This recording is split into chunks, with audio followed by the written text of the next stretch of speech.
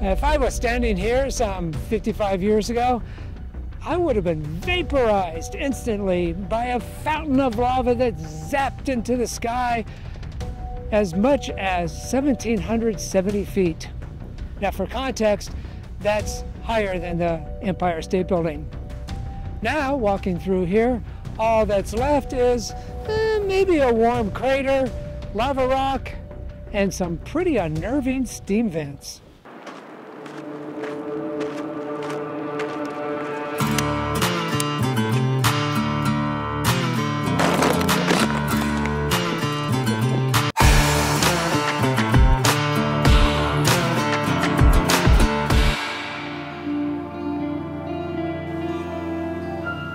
To get to the trailhead, look for the Mauna Ulu turnoff on the Crater Rim Drive East. More detailed directions are in the description. Just to let you know, this is going to be a warm, humid hike. And because I'm from Southern California and we're used to dry weather, I sweat a lot in this kind of place. So I'm bringing a lot of water. I've got 2 liters of good old Hilo tap water. Don't know what that tastes like yet. And then just for fun, I also brought a liter of Gatorade because it has extra energy, electrolytes, and all that good stuff. Oh, that is heavy. After overcoming the temptation to leave some of the water behind, we walk by the restroom and down the road, following the signs for the Nepal Trail.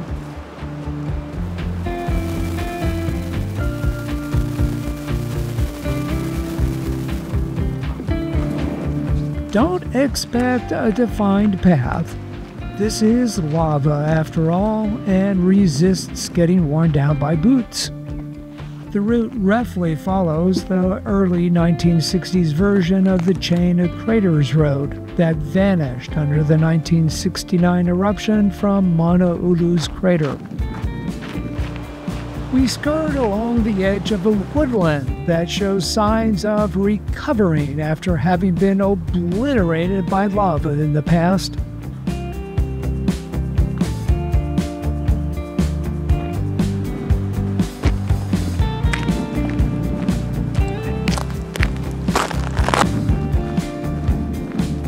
For a good portion of the hike, we follow these cairns, sharp rock, which are spaced close enough together that it's hard to get lost. But not impossible. After all, you could, say, get stuck here after dark. Funny story there. Happened to my wife and me.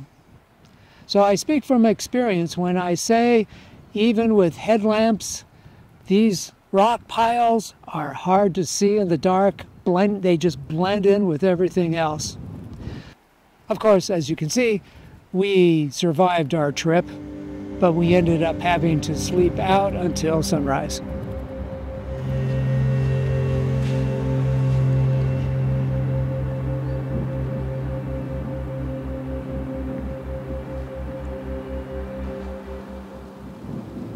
After a little more than a mile, we pass the Pu'uhuluhulu Trail, a short side trip to an overlook that I highly recommend for its elevated view of the lava scenery.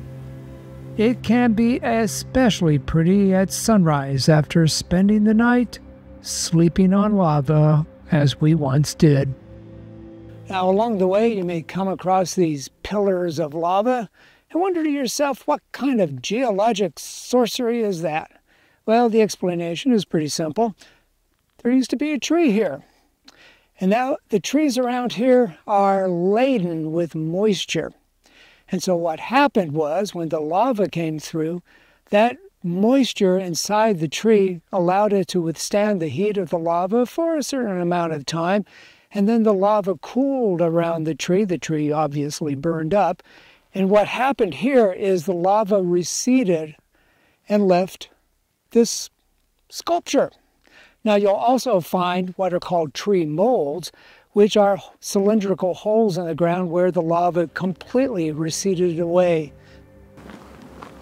We continue walking to where the landscape opens up onto a lava field that goes on for miles. Not always the easiest surface for getting from point A to point B. The lava here is known as Pahoehoe, which comes in different patterns and textures, but can be usually identified by the relatively smooth, ropey forms. The walking is a split between watching where you step so as not to trip, you don't want to face plant onto sharp lava, and spotting the next cairn, or as they're known here, ahu, meaning rock pile. If this looks tedious, there is an alternate route called the Neulu Trail. It does have the advantage of being 2 miles shorter round trip, but it has a lot more elevation gain.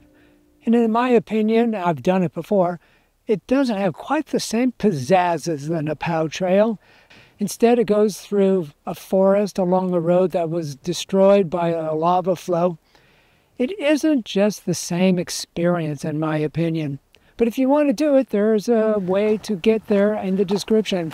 And trust me, it's not easy to find.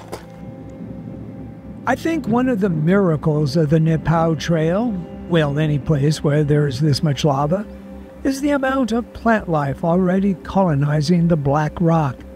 We come across hundreds of Ohia lehua and ohelo, both found nowhere else in the world. The trail climbs for a bit and then skirts along a deep hole known as the Alea crater. Near here is the Mauna Ulu crater, where things got really exciting in 1969 and 1970, 1971. Well, the sucker spewed lava for more than 5 years. Overall, it ejected 350 million cubic yards of molten rock. Now, I don't know if this will help you visualize that, but I calculated that that was equivalent to about 39 million dump trucks. Yeah, I know, that probably didn't help. At any rate, it completely rearranged this terrain.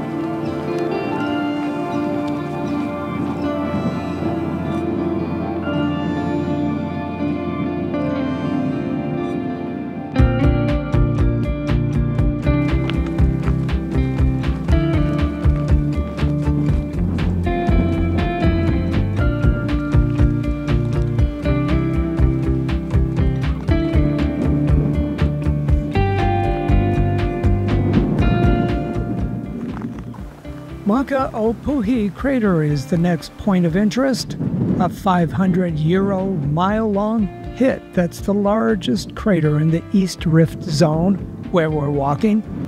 It used to be much deeper than the current 700 feet, but lava from the Mauna Ulu eruptions partially filled it in. Well, we get a reprieve from following all those cairns, and we enter this beautiful forest. You know, one thing that amazes me is how this managed to survive after all that volcanic mayhem nearby. Then again, the rainforest has also seen its share of lava flows, the last one nearly 200 years ago. Plenty of time for the lush vegetation to return.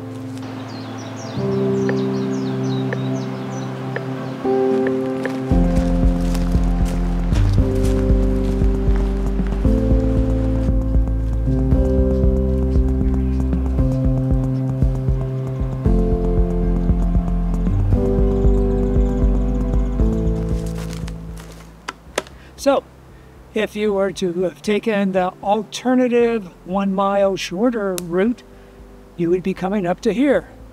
Now, you would have missed, however, call that incredible lava walking, but it's up to you.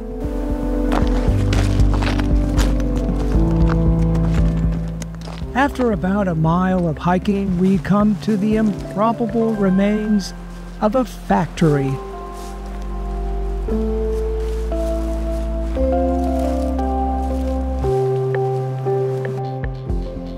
In a way, this is like a little overgrown ghost town. Its reason for existence was pulu, a pillow and mattress stuffing.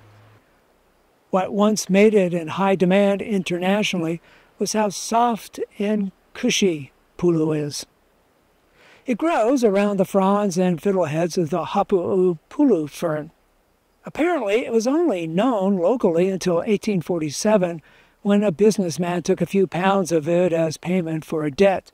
He sent it off to the U.S. mainland, and it became a hit. Entire families were hired to harvest the pulu. It wasn't easy work.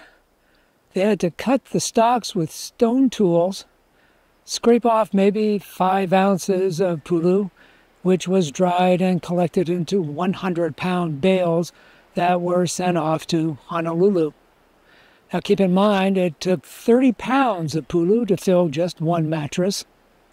After the first 15 years of production among all the pulu factories in this area, they managed to export 788,000 pounds of the stuff. Now, as for this particular so-called pulu factory, it likely ran out of pulu after 20 years. The forest took over, and the walls here were discovered in 1924. I might add that the reason pulu is no longer used is because it dries into dust after a few years and becomes useless. The trail takes us from here to Nepau Crater, about a half-mile away. We made it! Now you can stop here if you like, or if you're really ambitious, there's a campground nearby. Reservations and permit required, of course. Now off in the background, you can see Pu'u'o Crater, which I hiked to 20 years ago when it was erupting. It started out knocking out lava in 1983 and finally cooled off in 2018. That made it the longest running eruption in the last 2 centuries in this area, known as the East Rift Zone. It's hard to believe that in a place as remote as this, the traveling lava wiped out 183 buildings and destroyed nearly 9 miles of highway. One road was covered in 115 feet of lava.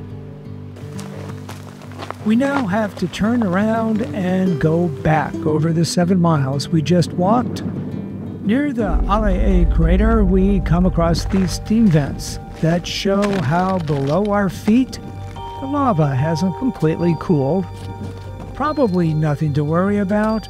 It's just rainwater that's percolated through the porous lava until it hit rock hot enough to turn into vapor. It doesn't mean there's an eruption about to happen. We hope.